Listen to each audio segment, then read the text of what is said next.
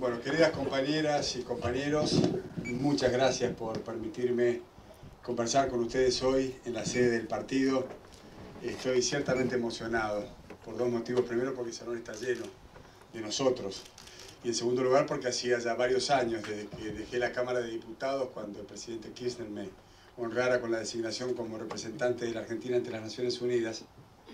Esto fue hace 5 años.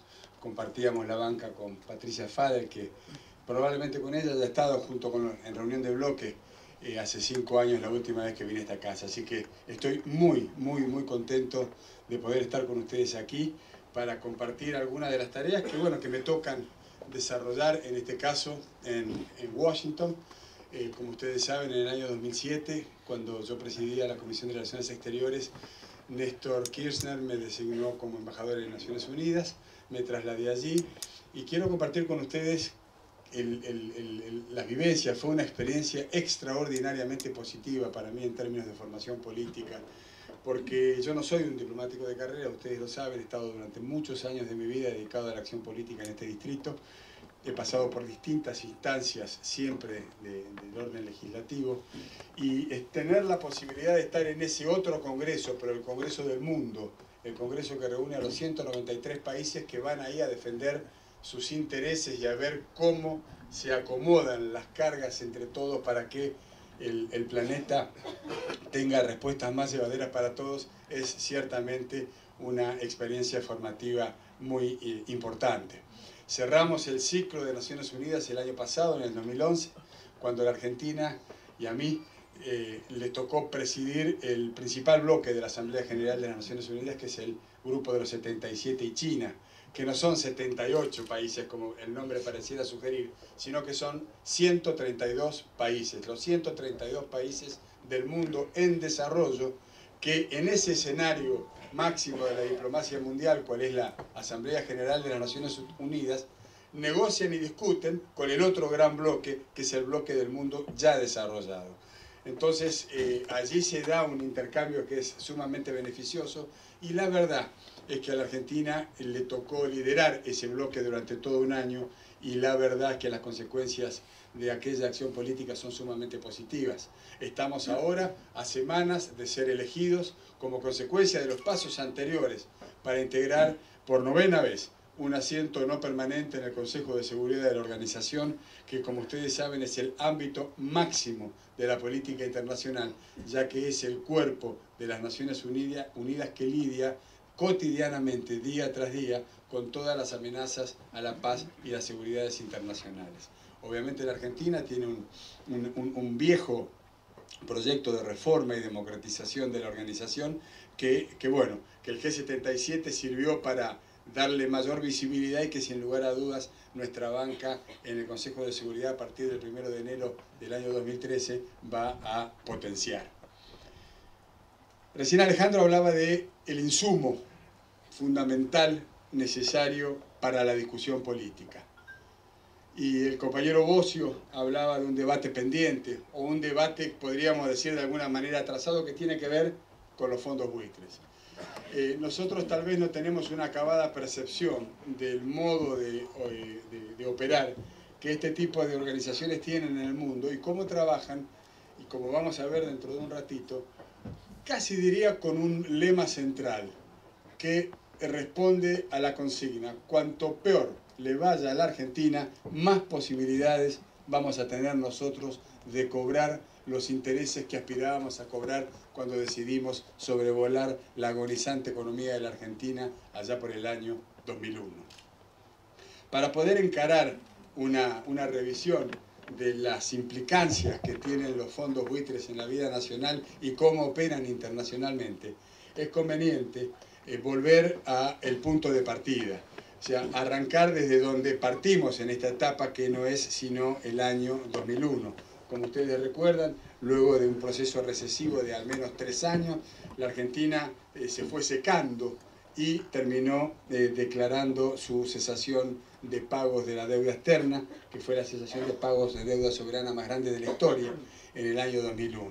Por entonces su Producto Bruto Interno había caído más del 20% desde 1998, el coeficiente de deuda sobre el Producto Bruto Interno superaba 160%, es decir, debíamos el 160% de lo que éramos capaces de producir en un ciclo económico de un año.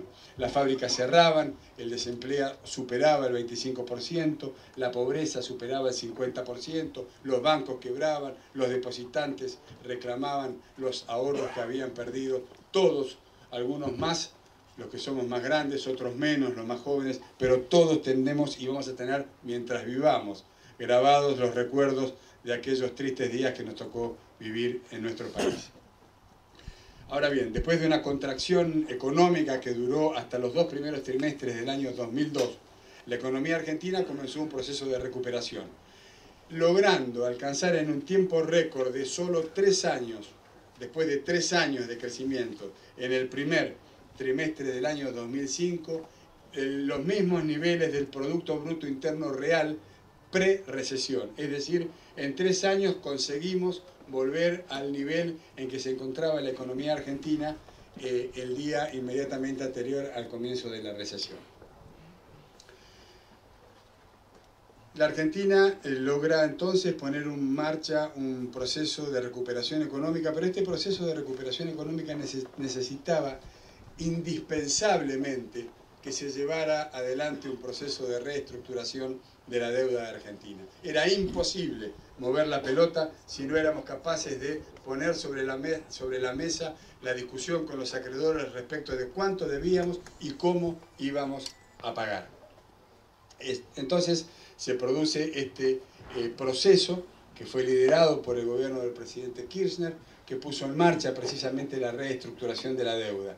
Nosotros necesitábamos garantizar una quita importante de la deuda, una quita de suficiente magnitud que no quisiera que la deuda no entorpeciera el proceso de recuperación económica del país. En la medida en que siguiéramos soportando la mochila de una deuda asfixiante, era imposible poner en marcha la recuperación económica.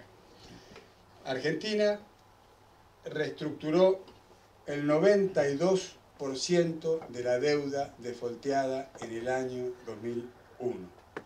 Llevó para eso adelante 2 canjes, el canje del 2005, liderado por Néstor Kirchner, y el canje del 2010, implementado por el gobierno de la compañera Fernández de Kirchner. En el primer canje, a los bonistas se les ofreció una reestructuración en la que podían compartir los réditos, los beneficios del futuro crecimiento que proyectaba tener la Argentina, que no existía, que proyectaba tener la Argentina. Y por eso se crearon junto con el BODEN estos cupones atados al Producto Bruto Interno. Son los que acaba de pagar la Argentina cerrando el ciclo de su desendeudamiento. El 76.15% de los tenedores de bonos aceptó. Y en el caso de la deuda, que se sometió a la jurisdicción del Distrito de Nueva York, el porcentaje fue del 82%. La segunda reestructuración se llevó adelante en el año 2010. Esta segunda reestructuración elevó el número de bonistas que entraron al canje, que entraron a la negociación con Argentina, a el 92% de los acreedores. Hay un 8% que está básicamente expresado por los fondos buitres, que son los que se quedaron afuera, no porque no fueron convocados, no porque no pudieron ingresar al canje, no porque no había lugar para ellos, sino porque se resistieron a ingresar, porque la naturaleza de su negocio, la naturaleza de su especulación, como vamos a ver ahora, es exactamente contraria con la posibilidad de avanzar en un esquema de reestructuración equitativa de la deuda. Sin lugar a dudas, el proceso de reestructuración de la Argentina es uno de los más, yo creo que es el más exitoso del mundo. Es uno de los más, en realidad me sale porque este tipo de charlas yo las suelo dar bastante en Estados Unidos, y trato de que los demás lleguen a la conclusión de que es el más importante, pero lo cierto es que no hay precedentes de una deuda negociada en los términos en que nosotros lo hicimos. Y lo hicimos de un modo particularmente complejo, porque había 3 factores que atentaban contra la decisión política a implementar por el gobierno del presidente Kirchner. En primer lugar, la ausencia de un mecanismo legal internacionalmente aceptado de resolución de deuda soberana, que facilite un entendimiento entre los acreedores y los deudores en lo que se refiere a la oferta de reestructuración. En segundo lugar, la ausencia de cláusulas de acción colectiva. Esto quiere decir la imposibilidad de determinar mayorías que permitan la modificación de los términos de pago o de los vencimientos en una sola instancia, transversalmente a todos los bonos que entraron en cesación de pago. Y en tercer lugar, probablemente la cuestión más compleja, la dispersión de los acreedores. No había un gran acreedor y un gran deudor, había un gran deudor y 152 tipos de bonos que estaban repartidos en 6 monedas distintas bajo 8 legislaciones jurídicas diferentes. Es decir, se trataba de una operación sumamente compleja que tenía como objetivo poner todo eso en sintonía y lograr un idioma común que fuera capaz de compensar a las dos partes en esta mesa de negociación. A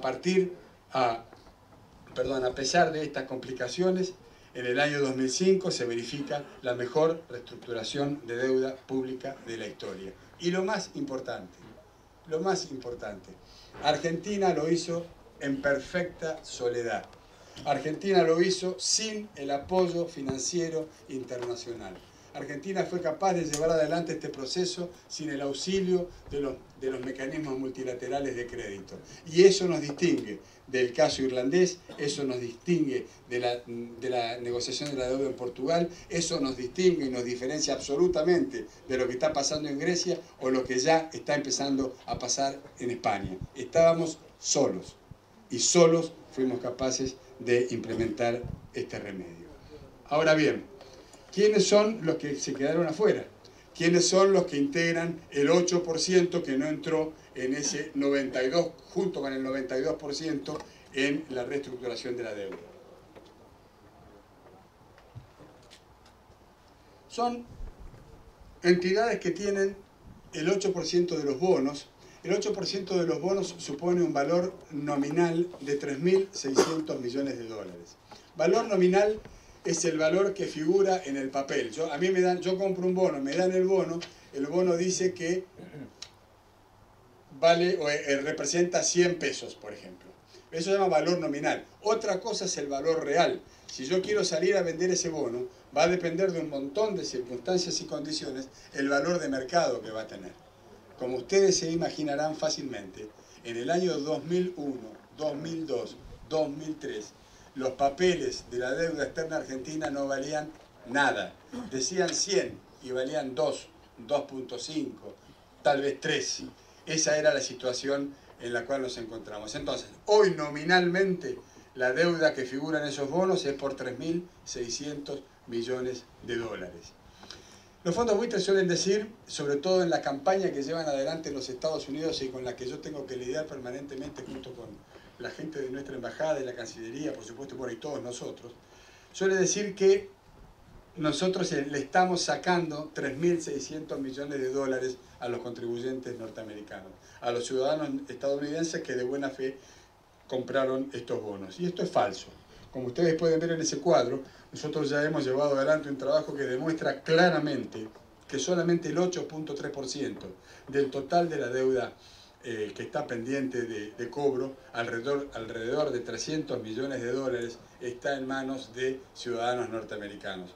Todo lo demás está en manos de fondos de inversión, que son conocidos no solamente en la Argentina o en los Estados Unidos, sino en el mundo como fondos buitres. Se trata de entidades financieras cuya actividad única es la especulación financiera y que están consagrados, dedicados profesionalmente a sobrevolar economías que están agonizando para adquirir esos papeles que dicen que valen 100 pero valen 2, para comprarlos por 2 y después empezar a buscar por el mundo un tribunal que los reciba, que los acoja y que a partir de ahí puedan promover, para poder entonces a partir de allí promover una acción judicial que termine en una sentencia que ordene el pago de 100 más intereses por los años de atraso o demora que tienen en el pago de los servicios.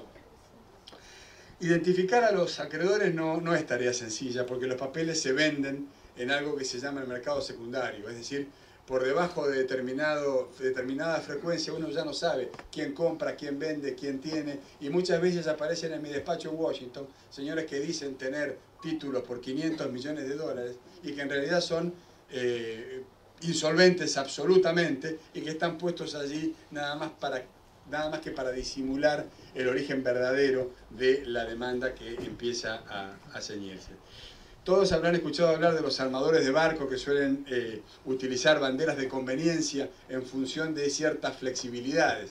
O sea, son barcos que, por ejemplo, para utilizar la flexibilidad laboral de determinado país, ponen en el barco la bandera de ese país y entonces tienen un régimen contractual distinto al de su país verdadero de origen. Utilizan esa bandera para poder eludir la legislación propia y acogerse a los beneficios de la flexibilidad de estos otros países. En este caso, los fondos buitres, estos fondos, operan buscando otro tipo de flexibilidades que no son las laborales, sino que son las flexibilidades fiscales. Ellos adoptan la nacionalidad y la forma que les resulta más conveniente para poder cumplir el objetivo. Y el cumplimiento del objetivo está determinado por lograr una sentencia que condene al país a pagar no el 2, no el 2.5, sino el 100% más el 100% del valor nominal más los intereses, que son años de intereses, que supone precisamente la sentencia. Nosotros hemos detectado que hay un grupo de 15 acreedores de bonos de deuda argentinos, cada uno por más de 25 millones de dólares, de los cuales 9 tienen, por ejemplo, domicilio en las Islas Caimán. Las Islas Caimán, como ustedes saben, es un paraíso fiscal que está fuera de todo control por parte de las autoridades. Entonces, además de nacionalidades de conveniencia, existe algo que se llama, en inglés se dice forum shopping, que vendría a ser algo así como salir a ver cuál es la oferta que hay de juzgados en el mundo. Entonces, con estos papeles, ellos salen a ver en qué lugar del mundo consiguen un juzgado que sea permeable, o sea, un juzgado de oportunidad, que sea permeable para recibir estas denuncias y entonces las plantan. Por eso muchas veces nosotros vemos que los países son atacados judicialmente, no solamente de Nueva York, como ocurre con la mayoría de nuestros casos, sino por jueces de distintos países del mundo, que son los que se avienen a encaminar, a encauzar este tipo de acciones. Bien, ¿qué es un fondo buitre? Un fondo buitre, dice ahí en la pantalla, es un fondo de inversión. Bueno, y lo siguen leyendo ustedes porque además yo no puedo de acá, estoy de costado. Pero esa es la definición objetiva de fondo buitre. Claro que formalmente ellos no se presentan de esta manera. Formalmente ellos dicen ser fondos de inversión, fondos dispuestos a asumir un alto riesgo para encontrar oportunidades, fondos que son capaces de sacar del apuro a los pueblos que lo necesitan para darles una cierta liquidez que le permita remontar la coyuntura. Lo que más les gusta es denominarse instrumentos especializados en reestructuraciones. Pero en realidad el mundo los conoce y en la plaza financiera internacional son conocidos como fondos buitres. No son fondos de inversión, no buscan fogonear un capitalismo serio que asuma riesgos para ganar dinero a través del desarrollo económico. Son especuladores que sobrevuelan, como decíamos recién, economías agonizantes y endeudadas, en el contexto de lo que muy bien ha descrito la Presidenta de la República como el anarcocapitalismo. Es una fase deteriorada del capitalismo. Compran por cientos para vender por millones sin ninguna innovación productiva en el medio. Su única herramienta entonces es la especulación. Un ejemplo ilustrativo de esto se dio hace 30 años en el Congo. Seguramente el nombre de Mobutu a ustedes les suenan, era un dictador del Congo, Joseph Mobutu, que un día decidió hace 30 años contraer un empréstito, tomar una deuda con un país que entonces se llamaba Yugoslavia, que ya no existe más. Y entonces dijo, necesito hacer obras de infraestructura, voy a hacer un puente, les pido 30 millones de dólares prestados.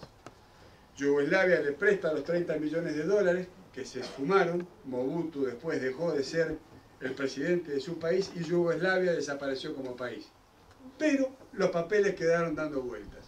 Hubo un fondo que se llama el FG Hemisphere, que recompró los papeles de esa deuda por 30 millones, valor nominal, en 3 millones. Compraron la deuda en 3 millones y llevó la demanda contra el Congo en distintos, haciendo esto que llamábamos el forum shopping, en distintos juzgados del mundo. En diciembre del año pasado, hace 8 meses, una sentencia en el paraíso financiero de la isla de Jersey le concedió 100 millones de dólares. Repasamos, pidieron prestado 30, la obra no se hizo, el que prestó desapareció, apareció un fondo que compró por 3 y consiguió una sentencia por 100 millones de dólares. Compañeros, esto lo paga el Congo. Y el Congo, sepan ustedes, que de los 193 países que existen en el mundo, el Congo está en el número 187 en el índice de desarrollo humano. Es de los peores países del mundo en desarrollo humano. Y fueron condenados a pagar entonces esta cantidad.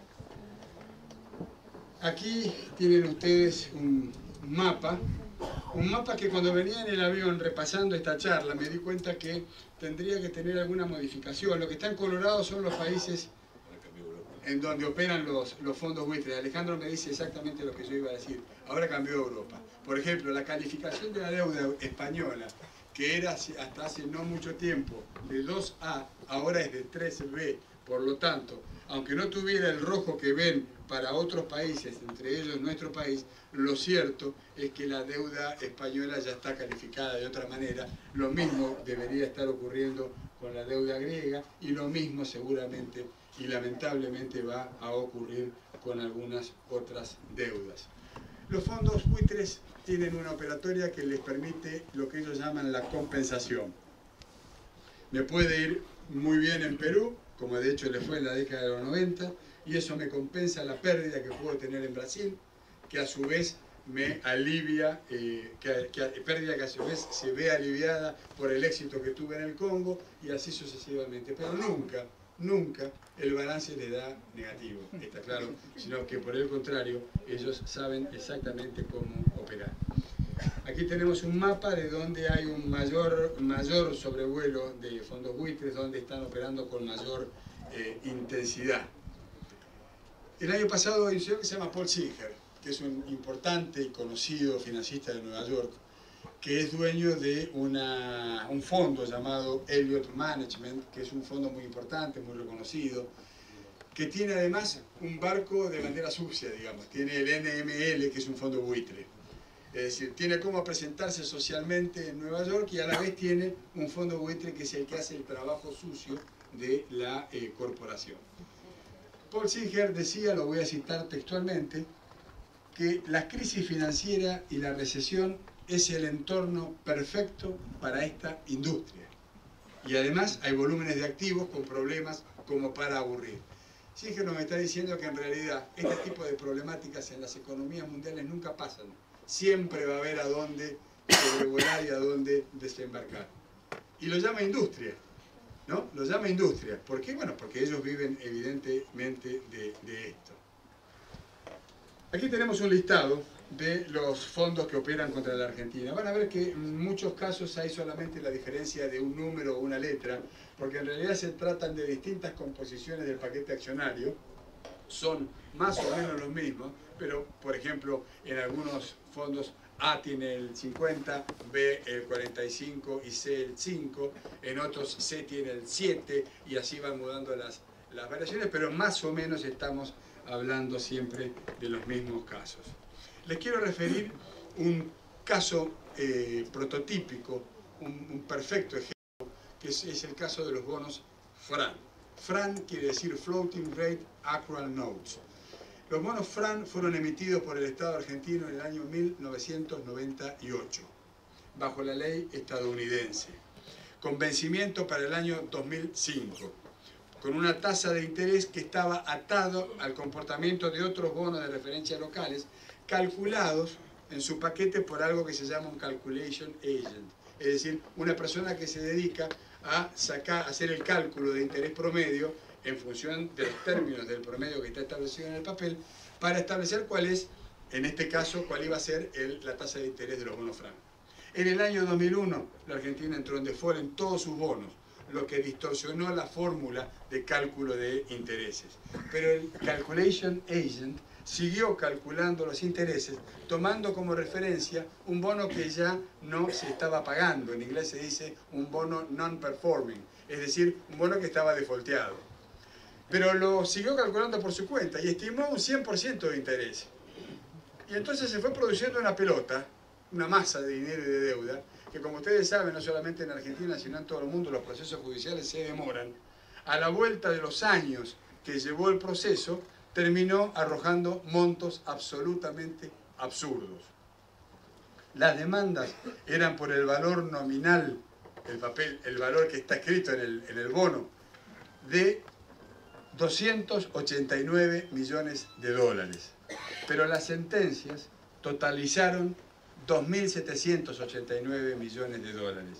289 millones de dólares valor nominal, 2.789 millones de dólares estaban señalados en la sentencia. No hubo aquí ninguna apelación de equidad, no hubo ningún ejercicio posible para torcer la dirección del fallo judicial que se verificó en Nueva York. Esta maniobra de especulación tiene el nombre, los titulares de las 11 sentencias contra la Argentina por bono FRAN son 6 fondos de inversión conocidos. El más importante es el que le acabo de mencionar, el NML Capital, que es la filial del Elliott Management, que es el fondo que pertenece a Paul Singer. Las sentencias por bonos FRAN representan una ganancia de más del 1000%, valor nominal 289, sentencia 2.789 millones. Pero no termina el negocio acá, porque ellos no compraron los... 1000%, ¿yo qué dije? Ah, no, 1000%. Pero el negocio no termina acá, porque ellos no compraron en la crisis los bonos FRAN en 289 millones de dólares. Ellos lo pagaron al 25% del valor del papel. Entonces la ganancia no es del 1000%, es del 4000%. Este es un ejemplo que yo suelo utilizar bastante, porque está todo perfectamente documentado. De hecho, lo hemos incluido en el newsletter en inglés que tenemos para todas las reparticiones del gobierno de los Estados Unidos, y lo usamos como una constante, digamos, que sirve claramente para mostrar el modo en que esta gente trabaja. Y ellos trabajan haciendo lobby. Ustedes saben que en Estados Unidos la actividad del lobby es una actividad legal que está reglamentada. Yo puedo saber cuánto pagan los fondos buitres a los congresistas en sus campañas electorales, por ejemplo, o a las agencias de lobby para desarrollar lo que se llama el cabildeo, el lobby, para desarrollar el lobby que genera condiciones propicias para poder avanzar en esa dirección. Y llevan adelante campañas de prestigio. O sea, prácticamente la mayoría de los artículos de opinión negativos que hay respecto de nuestro país en Estados Unidos, que no son pocos, que son muchos, están inspirados precisamente en la acción de lobby que realizan, no solamente sobre el Congreso, no solamente sobre los think tanks, sino también sobre los medios de comunicación, los fondos buitres con una direccionalidad clara. Y además participan activamente en la tarea de recolección de fondos para las campañas electorales, que terminan obviamente, condicionando el accionar del congresista una vez que es elegido. Sin ir más lejos, hace 3 semanas, y algo de esto salió reproducido en la prensa nacional, 2 periódicos de circulación absolutamente masiva en el Congreso de los Estados Unidos, se reparte como el argentino, gratis, pero todo el mundo lo lee porque todo el mundo escribe en estos periódicos. Uno se llama The Hill, el otro se llama Político. Publicaron uno volteaba la tapa y en la primera hoja aparecía una solicitada a página completa, pagada por algo que se llama la Task Force,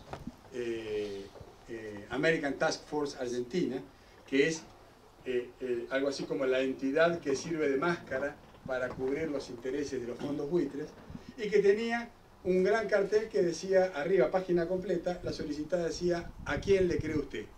Y había una foto mía, una mala foto, por cierto, mía, con una frase en la que yo explicaba estas cosas, y en la mitad de la página. Y la otra mitad estaba dedicada a, o le cree a ellos. Es decir, ¿a quién le cree? ¿A este o a ellos? Y en el ellos estaban frases de Hillary Clinton, frases de Richard Lugar, frases de Barack Obama, frases, que eran frases interesadas, recortadas y sacadas de contexto, pero que tenían como único sentido ponerme en ridículo a mí, ridiculizar y denostar nuestra posición.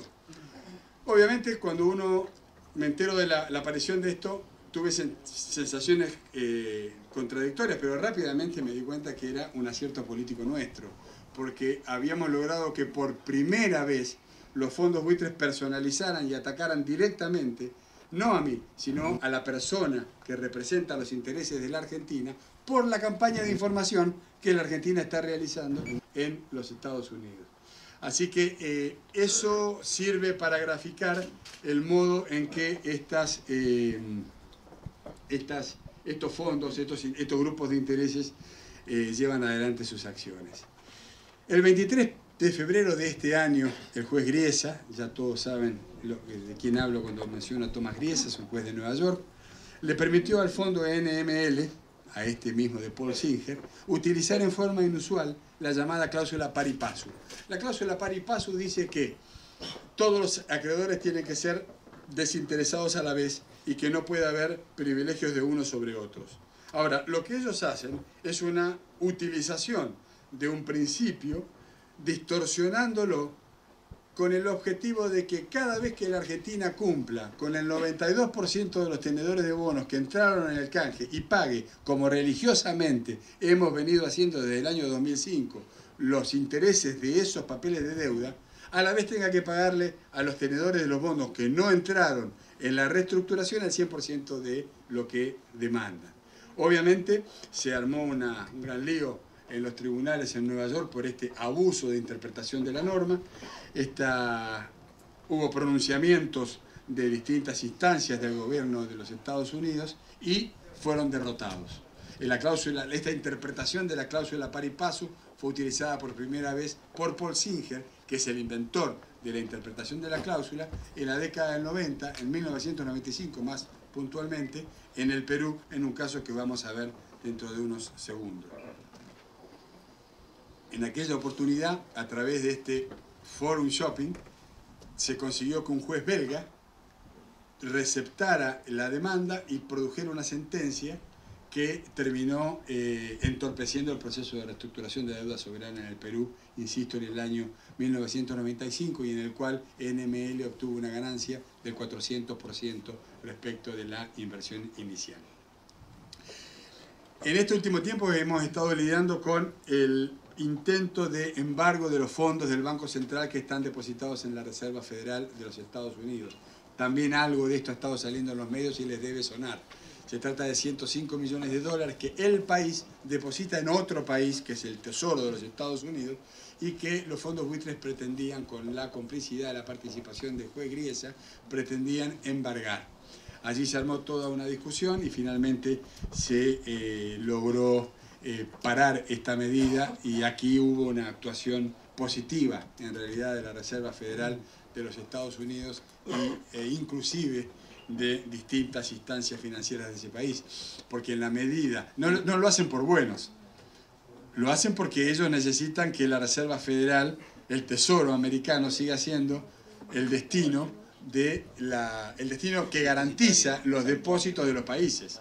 Y si ponen en riesgo y determinan que pueden ser embargados los depósitos que están en la Reserva Federal, ponen en jaque a la Reserva Federal. Pero lo cierto es que esta vuelta jugaron para los buenos y la acción, el intento de embargo de los bienes del Banco Central de la Argentina fue frenado. Si los fondos buitres lograran avanzar con la interpretación de la cláusula pari passu, tal como la acabo de describir, lo que estarían haciendo es poniendo en riesgo todas las operaciones de reestructuración de deuda soberana, las pasadas, las presentes y las por venir.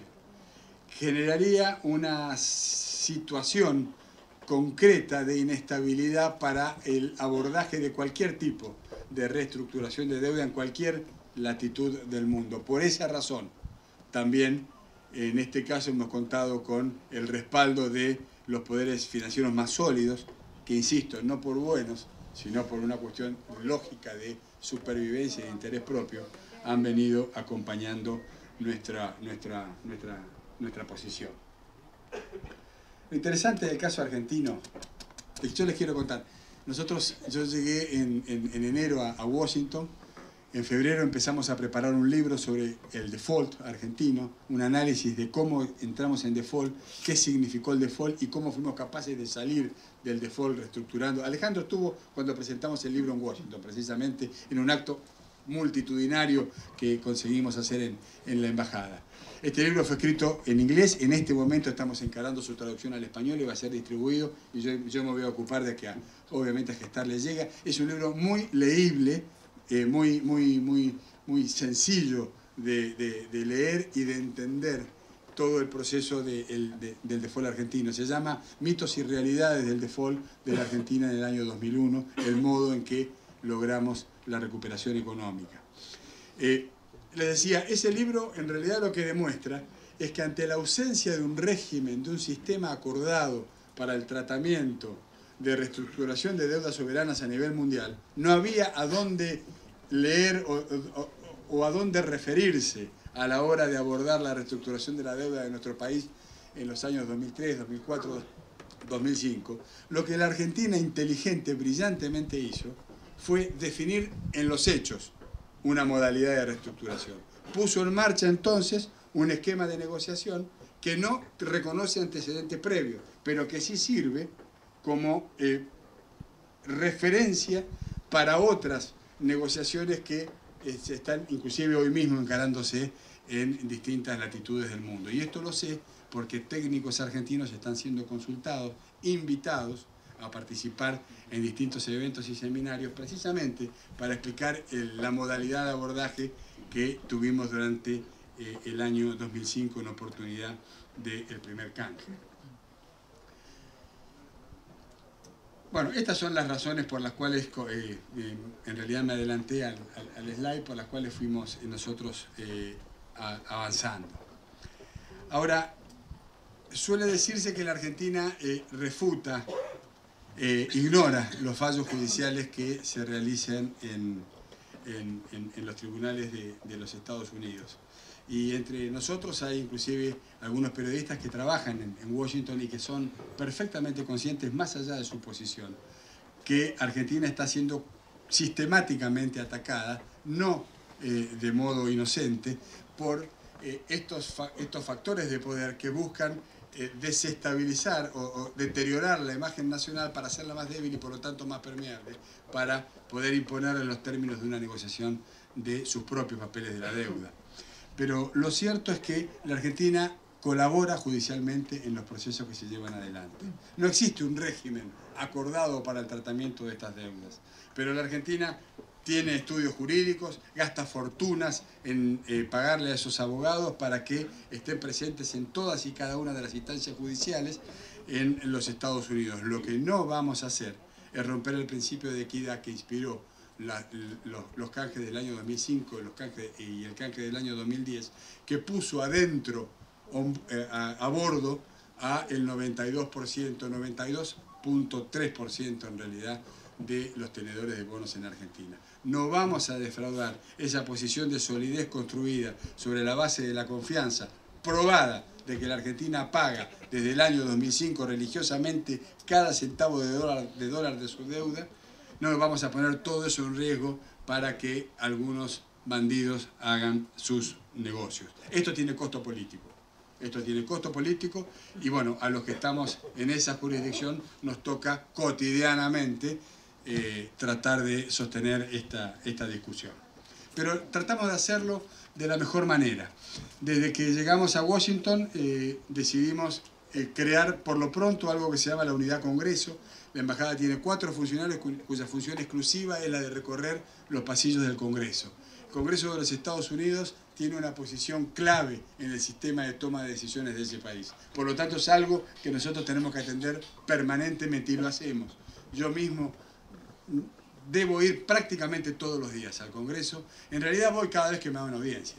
Los senadores y los diputados del Congreso de los Estados Unidos son personas muy importantes, son 535, tienen un régimen de trabajo intensísimo, están repartidos entre sus estados y la capital, como ocurre acá, pero lo cierto es que, bueno, nosotros vamos consiguiendo ser recibidos, vamos consiguiendo llevar nuestra voz y nuestra interpretación de los mismos hechos que salen desdibujados la mayoría de las veces en la prensa norteamericana.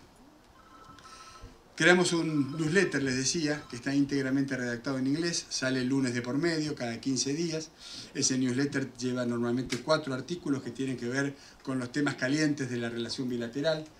Yo me voy nutriendo en los 14 días que tengo entre lunes y lunes de cuáles son los temas, voy midiendo el agua, digamos, la temperatura del agua en el Congreso, de cuáles son los temas que van apareciendo como de mayor preocupación, y entonces nosotros devolvemos en una sección fija del newsletter que se llama Q&A Today, preguntas y respuestas de hoy.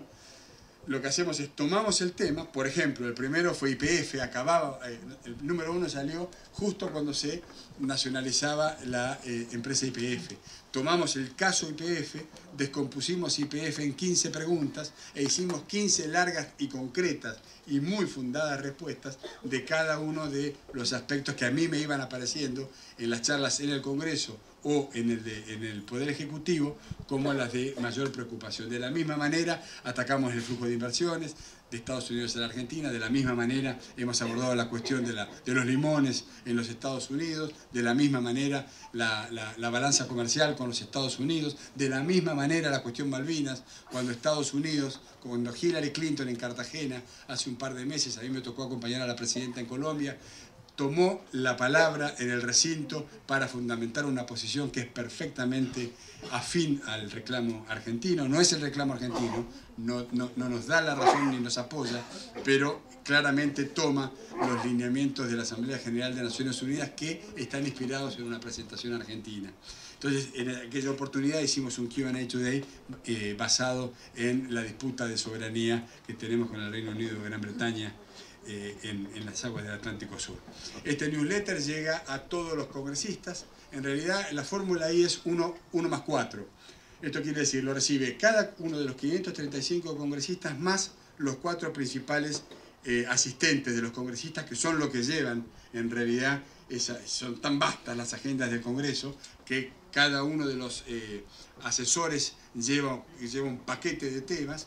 Entonces a los 4 principales les llega el mismo newsletter, que además les llega a la totalidad de los ministerios. Ahí la fórmula es 1 más 10, es decir, les llega al ministro y a los 10 funcionarios que lo siguen en orden de jerarquía, les llega a los 50 gobernadores, llega a las 50 legislaturas, llega a todos los jueces de la Corte Suprema, llega a todos los think tanks y llega también a todos los medios de prensa. Nosotros de esta manera lo que tratamos de hacer es llevar adelante nuestra propia campaña de información, y las solicitadas que se publicaron hace pocas semanas en los diarios del Congreso es una respuesta a nuestra campaña de información. Podrán tener la opinión que quieran de lo que nosotros estamos haciendo. Lo que no pueden hacer es negar que lo estamos haciendo y que lo estamos haciendo bastante bien, porque si no, no nos hubiéramos hecho acreedores de semejante respuesta. El rostro de los buitres.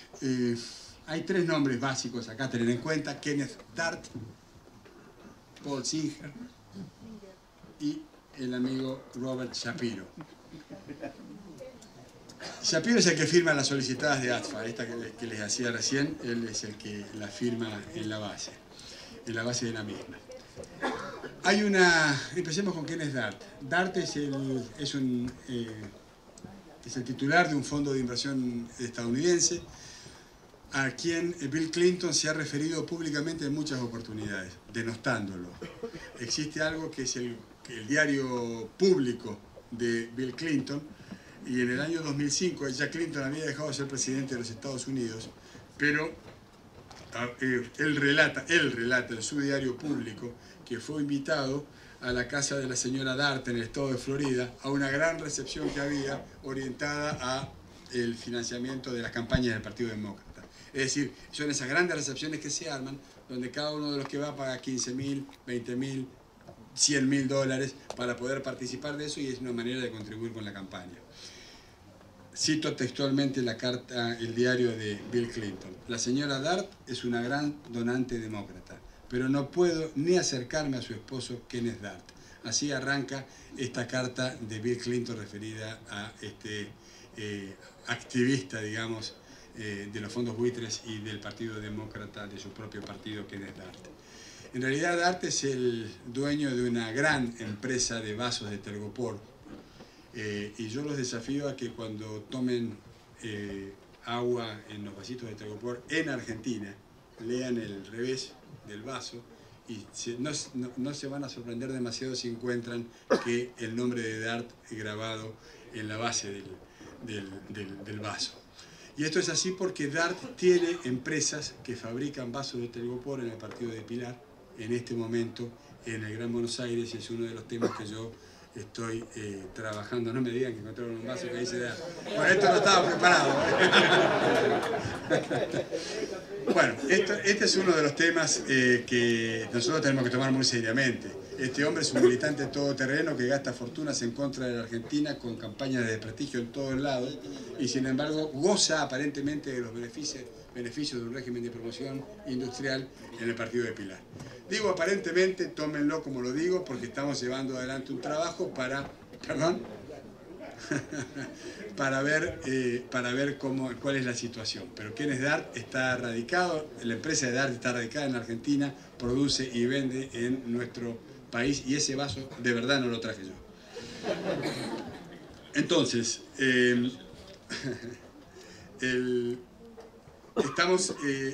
estamos con Kenneth Dart. En el año 2012, el fondo de Dart se llama EM. Les aclaro rápidamente que Dart renunció a la ciudadanía norteamericana. Es ciudadano de Belice. Cuando era presidente de los Estados Unidos Clinton, por eso Clinton lo denuncia después. El tipo renuncia a la ciudadanía norteamericana, se hace ciudadano de Belice y intenta, después que el gobierno de Clinton lo acepte como cónsul de Belice en los Estados Unidos, en Florida. Es decir, renuncia a la ciudadanía para no pagar impuestos, fija domicilio y ciudadanía en el país de al lado y después pretende representar diplomáticamente a ese país con los beneficios diplomáticos precisamente de la condición de diplomático en los Estados Unidos. Por supuesto, el gobierno del presidente Clinton le rechazó esa petición. Pero Dart es el que llevó adelante de manera más importante la ofensiva en favor del embargo de los 105 millones de dólares del Banco Central que están depositados en la Reserva Federal de los Estados Unidos y a los cuales recién les hacía referencia. A principios de los años 90, su primera ofensiva buitre se hizo notoria en el Brasil, en donde con una pesada deuda externa que estaba en un proceso de renegociación, por 375 millones de dólares, Dart compra el 4% de la deuda brasilera y a partir de ahí inicia un proceso de negociación que termina con una condena a pagar 605 millones de dólares, es decir, el 161% de la deuda. Dart y Singer, que es el segundo, son los que todos los años impulsan en la Cámara Baja del Congreso de los Estados Unidos algo que se llama, un proyecto que se llama Responsabilidad por Evasión de Sentencias de Países Extranjeros. El único destinatario de ese proyecto de resolución que se presenta en el Congreso norteamericano es la Argentina. Y las únicas sentencias a las cuales hace referencia cuando habla de evasión de sentencias son las sentencias que a ellos los favorecen.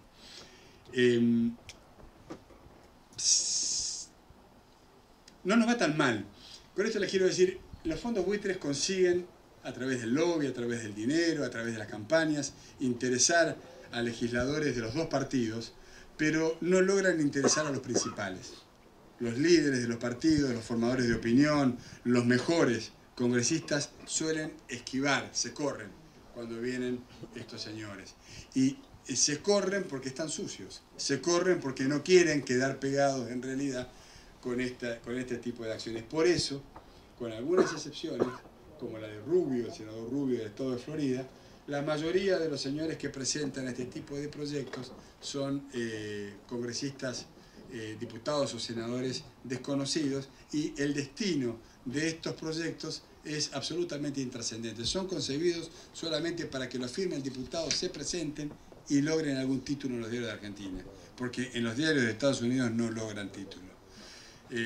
Ese es todo el sentido de lo que hacen. Antes de viajar para acá hay un congresista que se llama Michael Grimm, se escribe G-R-I-M-M, es un republicano que le mandó una carta a Hillary Clinton, que hizo pública la Task Force, American Task Force Argentina. En esa carta pública que le manda a Hillary Clinton le pide que instruya a la Embajada de los Estados Unidos en Buenos Aires que se abstenga de participar de cualquier celebración o evento que se organice desde el gobierno en ocasión de la cancelación del BOE en 2012. Obviamente esto no fue noticia en Estados Unidos, pero en la página de los fondos buitres de ATFA, de la American Task Force Argentina, obviamente este ignoto congresista norteamericano estuvo durante varios días, y no sé si todavía no está en la tapa, con esta carta pública que le manda a Hillary Clinton. Si uno rastrea el destino de los aportes de campaña que realiza ATFA en el Congreso de los Estados Unidos, cuando llega a la G va a leer Grimm Michael como uno de los beneficiarios que reciben precisamente el aporte de ATFA y del fondo por separado, el fondo Elliott, para el desarrollo de la campaña. Yo en este momento estoy con el equipo nuestro abocado a hacer el cruce entre los destinos de los aportes y la paternidad de los proyectos que se han presentado, y van a ver que lo vamos a hacer público dentro de un tiempo cuando tengamos el trabajo terminado. Van a ver cómo se entrecruzan y son más o menos los mismos aportantes que coinciden en una lista de más o menos los mismos congresistas. Paul Singer. Este era el arte, ya lo pasamos recién. La carta de Clinton termina diciendo: es uno de los hombres de negocios más odiados en Sudamérica. Y yo había separado por acá un pequeño textual, que no sé si lo voy a encontrar, de la carta de Clinton, en donde hace referencia a él y a la Argentina, pero que es muy gráfico porque esto lo escribe Clinton cuando todavía la Argentina está intentando encarar la reestructuración de la deuda, y es muy gráfico porque dice: ahora este hombre, no lo encuentro, pero dice, casa palabras más, palabras menos, dice: ahora este hombre se está lanzando en picada sobre Argentina, que tiene un 50% de pobreza, que no logra encauzar en la problemática de su deuda, y va a comprar por monedas lo que después va a querer hacer valer en los tribunales por millones de dólares. Es decir, exactamente lo que nosotros venimos diciendo. Termina la carta de Clinton diciendo: no sé en qué andará cuando dona fondos a nuestro partido, pero a este tipo no quiero ni acercarme. Paul Singer, nuestro próximo buitre. Paul Singer es un hombre reconocido en los Estados Unidos, sobre todo en la plaza financiera de Nueva York. Es un hombre que es el principal donante de la policía de Nueva York. Fue el principal donante y uno de las figuras públicas que acompañaron la candidatura de Rudolph Giuliani cuando quiso ser candidato a presidente de los Estados Unidos por el Partido Demócrata. Él tiene un buque de bandera que es el fondo Elliott Management.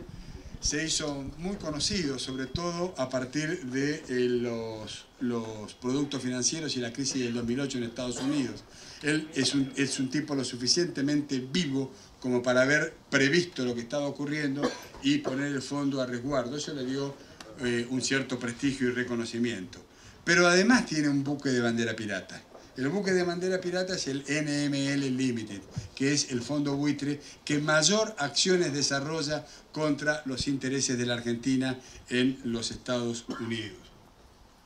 Singer compró deuda soberana próximas al default en Perú en 1995, el caso cuyo título les puse al comienzo de la charla. Se estima que pagó 5 millones de dólares por los títulos que compró. El valor nominal era 20 millones de dólares. Después de sucesivos juicios cobró 58 millones de dólares. Cobró 58 millones de dólares, compró en 5 millones de dólares. Aquí fue la justicia belga la que le dio la razón, como les comentaba recién, y una hábil maniobra de pinzas que llevó adelante Singer sobre el Ministerio de Economía y la Autoridad Política del Perú, que en ese momento no quería poner en riesgo el proceso de reestructuración de su deuda soberana. Entonces, lo que hizo el fondo con la sentencia en la mano fue amagar con el aborto de la reestructuración de la deuda peruana. Y el gobierno del Perú cedió, puso los 58 millones de dólares, Singer se retira de escena y pudieron completar el proceso de reestructuración de la deuda. El caso de esta operación de los fondos buitres, que es la interpretación interesada de la cláusula pari passu que mencionábamos al comienzo, también es uno de los casos emblemáticos que son tomados como referencia en cualquier tipo de bibliografía orientada o dedicada a esta problemática. Algo similar intentó hacer en Brasil perdió, le fue mal, en ese caso fue con acciones de la empresa alemana Wella y la estadounidense Procter & Gamble. Estas dos empresas operan en Argentina y en este momento son muy importantes. Les decía que Singer es uno de los principales aportantes del Partido Republicano. Hasta hace pocos meses, pocas semanas en realidad, se hablaba de las posibilidades que tenían distintos dirigentes del Partido Republicano para acompañar a Romney en la fórmula. Uno de ellos era Marco Rubio, del estado de Florida, otro era Chris Christie. Los dos precandidatos están siendo financiados por Paul Singer y el NML Management. Por suerte, ninguno de los dos es candidato a vicepresidente, pero de todas maneras sepamos que allí hay una apuesta fuerte, no solo a las patas del Partido Republicano, porque estos no son aportes que se realizan institucionalmente a los partidos, sino a hombres y mujeres que militan en los dos partidos en realidad. El fondo NML Capital de Singer es el principal fondo buitre que litiga contra la Argentina. El segundo, con mucho menos dinero, es el que vimos antes, el de Kenneth Dart. Pero Singer tiene otro mérito.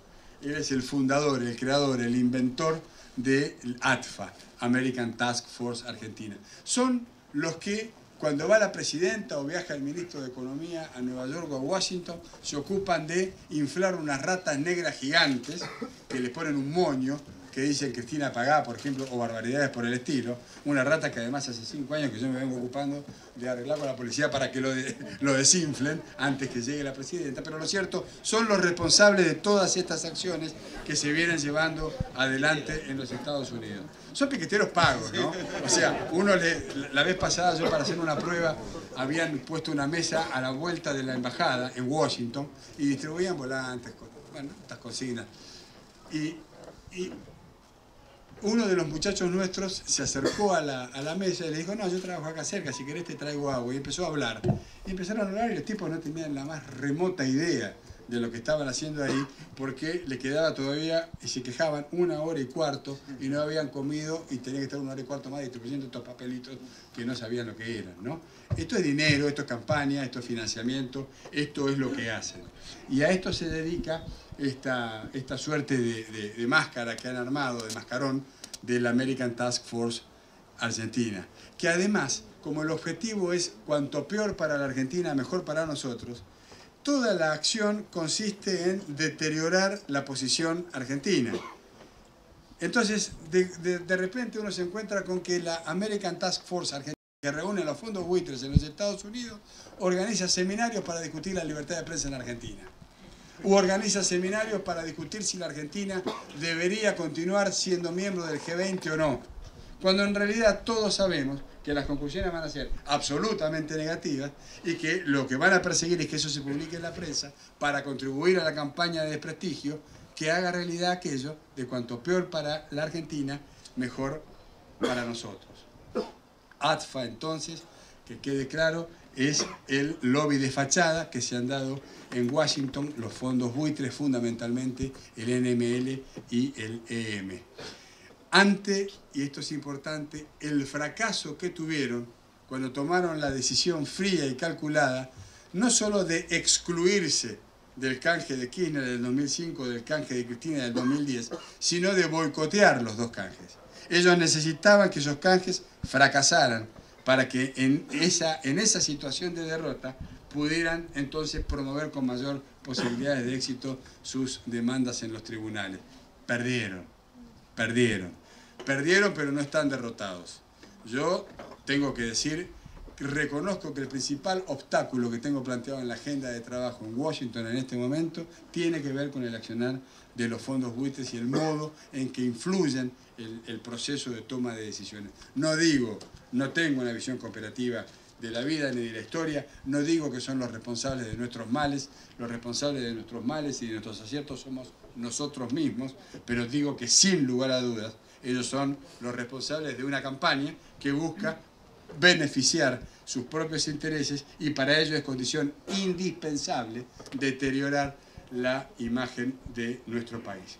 Entonces nosotros los enfrentamos, bueno, aquí lo tienen me estaba olvidando de Robert Shapiro. Shapiro es un demócrata que fue funcionario de la administración de Bill Clinton. Antes de ayer firmó una solicitada en el Washington Post, en donde entre otros datos pone abajo al pie, cuando se dice quién es el tipo que firma, pone además que está asesorando a los equipos de Barack Obama. Es el componente necesario del Partido Demócrata para lograr esta suerte de representación universal del arco político de los Estados Unidos en la organización de ALFA. Él es el que es empleado de los fondos buitres. Este señor es el empleado principal de los fondos buitres y es al que exhiben en las películas que suelen grabarse. En Argentina, inclusive, yo sé que se han pasado unos cortos que se pasaban en la televisión estadounidense, que estaba inspirado por los fondos buitres, claramente, y que mostraban precisamente una visión absolutamente interesada de cuál es la realidad de nuestro país. Nosotros, a los fondos buitres que buscan qué cadáver queda para carroñar, no va a ser sobre la Argentina, se los puedo asegurar. Está claro que estas son las palabras pronunciadas por el presidente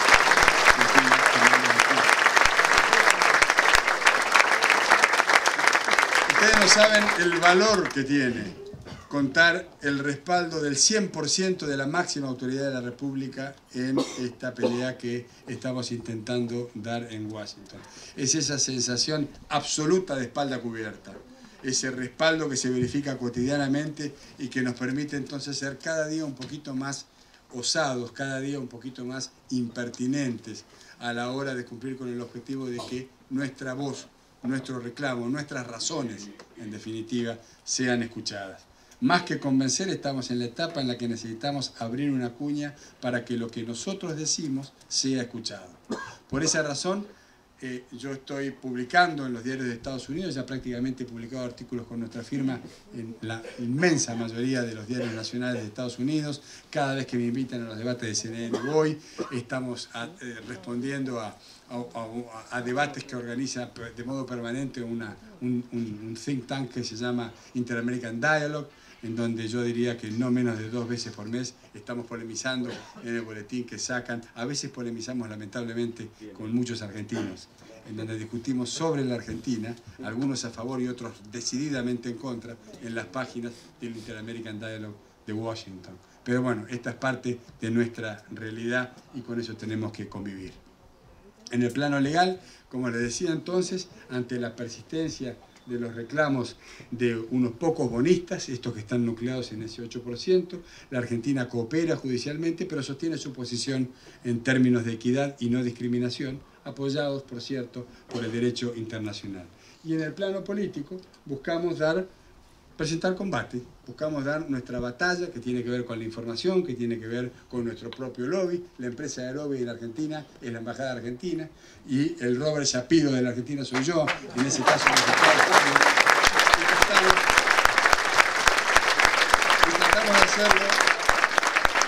Y tratamos de hacerlo del mejor modo posible, sabiendo siempre, y esto es esencial, que tenemos el 100% de respaldo del Gobierno Nacional en todas y cada una de estas alternativas.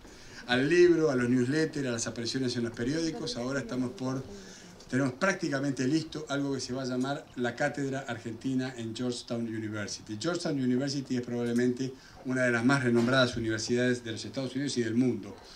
el Centro de Estudios Latinoamericanos de Georgetown University es, sin dudas, el centro de estudios latinoamericanos más importante de ese país. Nosotros acabamos de cerrar entre la embajada y las autoridades de la Georgetown University un acuerdo por medio del cual vamos a tener un espacio académico e institucional adentro de la universidad, en donde voy a tener entonces la posibilidad, cuando viajan los ministros, cuando viajan los gobernadores, los funcionarios, los miembros del Congreso, de organizar seminarios, conferencias, debates, de cara al alumnado y mundo académico, no en el ámbito de la embajada, sino en el campo americano, digamos, en el campo académico de la universidad, de la principal universidad de Washington. Este va a ser otro pasito que vamos dando en nuestra tarea de hacer que nuestras razones sean escuchadas. Bueno, de esto acabo de referirme, son algunas de las cuestiones que estamos tratando de llevar adelante, y para terminar yo les diría, la batalla continúa. Una parte importante de esta batalla es poder esclarecer los términos de esta confrontación aquí adentro de nuestro propio país. Por eso me hice eco al comienzo de las palabras de Alejandro Tulio, cuando hablaba de esto como un insumo fundamental para la discusión política, o cuando Bosio hablaba de este debate pendiente que tiene que ser abordado, porque todos tenemos que saber de qué hablamos cuando hablamos de fondos buitres, por eso estas radiografías, y todos tenemos que saber qué es lo que nuestro gobierno está haciendo más allá del espacio nacional en las representaciones que tenemos en este caso en los Estados Unidos. Compañeras, compañeros, muchas gracias.